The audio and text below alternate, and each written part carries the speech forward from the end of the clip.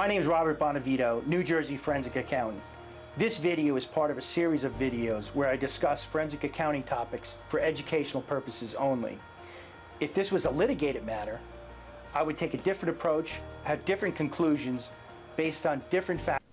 Hi everybody, welcome to part 4 of our matrimonial and divorce segment, where today we're going to discuss quickly and hopefully in detail, enough details that you can get a good understanding, Pendente Lite. And anybody who gets divorced or talks to someone who's divorced, they always hear Pendente Lite. Everybody likes to throw that term around. I have one friend who did some, he owns a CPA firm, and he did some work on divorce, and he's always, every time I talk to him, Pendente Lite, Pendente Lite. I guess it sounds good, but all it means is awaiting litigation, okay? And,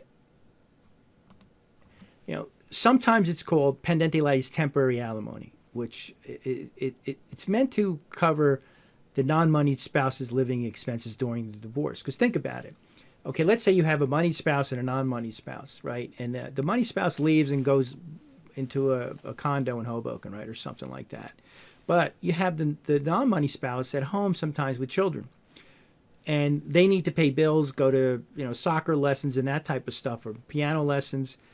And what the judge has to do is order Pendente Lite. Okay, this is going to be like temporary alimony. And, you know, it's counterintuitive in some respects, because you just are getting divorced, and how do you know how much money you need, right? You know, there could be dissipation and stuff like that happened during the marriage, where, like, let's say that the husband was, I had a husband who bought a townhouse in Hoboken for his girlfriend. Well, that has to be considered in the Pendente Lite. So you need to figure out things pretty quickly. And that's why I'm saying be organized, whether you're a lawyer, whether you're a forensic accountant, or you're getting divorced. You need to understand kind of what you want, what you need to live on. And the problem is, like I said, even though it's right away, it's counterintuitive. This is very important to establish this, because this will come into establishing the lifestyle, and a lot of people use that. And judges and attorneys are getting smart in some respects, because sometimes what they're doing is just having one party pay expenses rather than call it Pendente Lite. So a lot of things, this is a very fluid topic, something that is very complex, but generally I want you just to be familiar with the basic terms. And, you know, this again, case law is important. And there's this case called Mallow versus Mallow, has to do with Pendente Lite, about establishing what's called, you know, the lifestyle.